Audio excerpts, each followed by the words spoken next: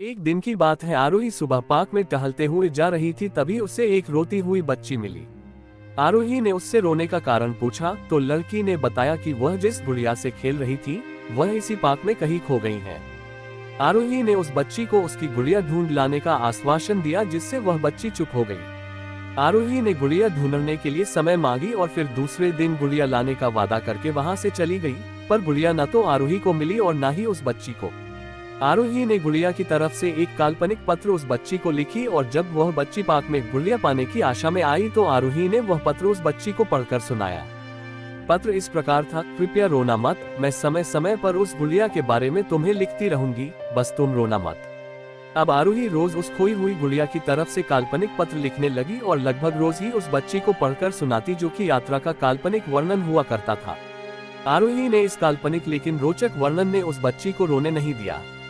वह खुशी खुशी अपनी गुड़िया की घुमक्कड़ी के किस्से सुनाने लगी। अब वह खुश रहने लगी। एक दिन जब काफी कहानियां हो गई तो आरोही ने एक दूसरे गुड़िया उस बच्ची को लाकर दी। जाहिर है वो गुड़िया बदली हुई थी। उस बच्ची को अपनी खोई हुई पुरानी गुड़िया जैसे नहीं लगी तो वह आरोही की ओर देखने लगी।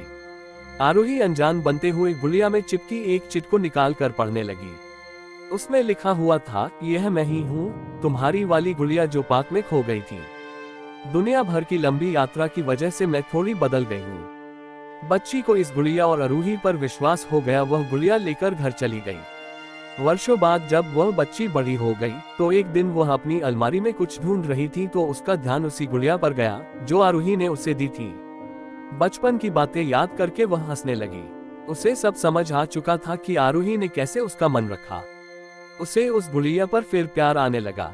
वह उसे बड़े गौर से देखने लगी।